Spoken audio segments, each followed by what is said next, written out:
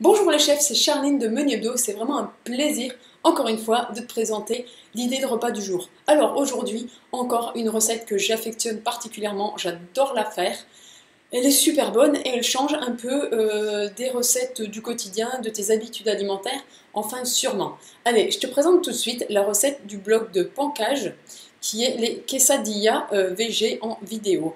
Alors, tu as toute la recette en vidéo ici, donc je ne vais pas revenir dessus. Je vais juste revenir sur les ingrédients. Les tortillas, tu peux les acheter toutes prêtes, c'est vachement rapide, sinon tu peux les faire toi-même. C'est pas si compliqué que ça et c'est pas très long, donc je t'invite à les faire toi-même.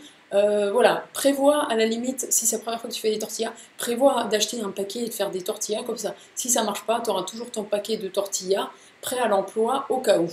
Les pois chiches, l'oignon, d'accord, le concentré de tomate ou de la sauce tomate comme tu veux, de l'origan, du gingembre, ail, basilic, piment d'Espelette, 50 g de concombres coupés en dés. Alors non, c'est pas la saison des concombres, je suis au courant. Au lieu des concombres, moi je mets souvent des carottes ou même du poireau. Enfin bon, c'est comme tu veux, mais un légume.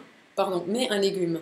Ensuite, une grosse tomate coupée en dés, j'en mets pas, puisque de toute façon on a déjà ici du concentré de tomate ou de la sauce tomate. Champignons de Paris, j'en mets, de l'huile, du sel, du poivre et du fromage râpé. Alors voilà pour les ingrédients. Donc tu vois, avec ma petite description, c'est une recette qui s'adapte à toutes les saisons. Pour la sauce tomate, soit tu l'achètes toute faite, soit toi-même tu fais l'été.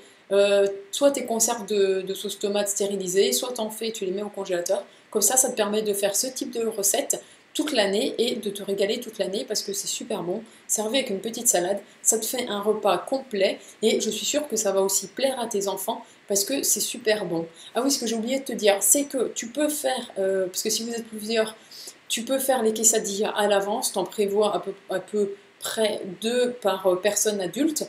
Tu les fais à l'avance et ensuite tu les mets au four à 80 degrés, comme ça elles restent chaudes et ça reste bon. Et comme ça tout le monde mange en même temps. Donc voilà, c'est fini pour l'idée de repas du jour, j'espère qu'elle t'a plu. Et comme d'habitude, un pouce bleu énorme et gourmand si c'est le cas. Et on se dit à demain pour une nouvelle idée de repas. Bye bye!